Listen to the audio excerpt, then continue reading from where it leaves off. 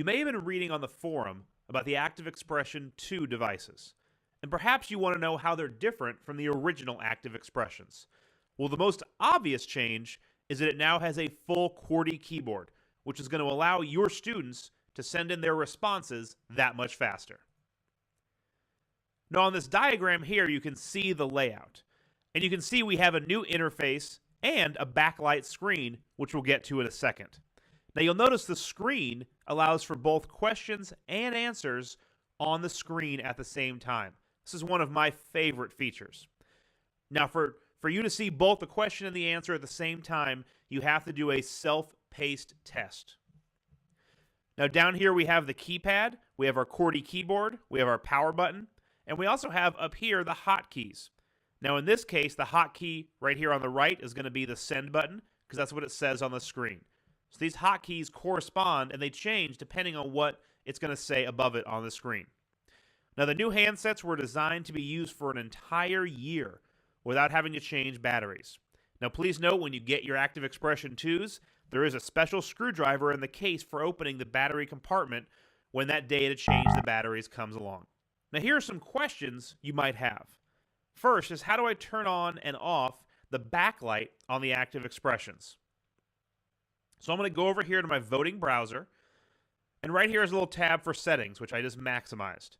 And you'll see it says the device backlight, and I can turn it off, medium, or on bright. There's also a spot here where I can adjust how long the device waits before the backlight turns off. Another question that might come up is, can I use the ActivExpressions, the old ones, and the ActivExpression version 2s together?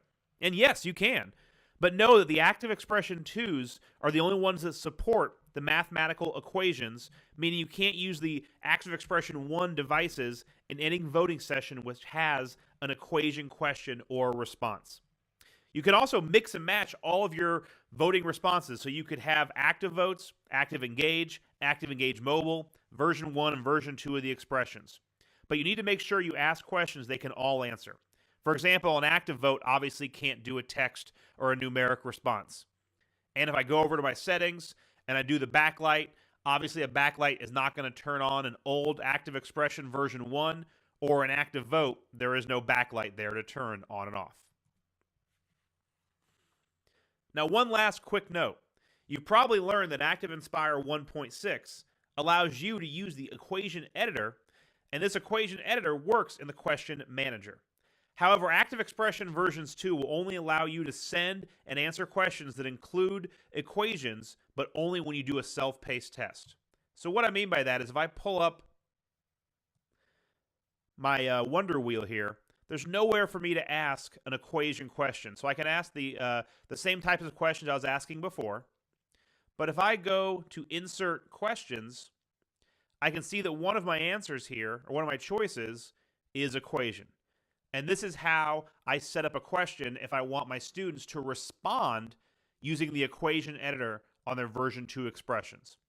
You can also notice that I added an equation here in my question. And I did that by clicking here to bring my equation editor up in my question manager. So very, very cool stuff.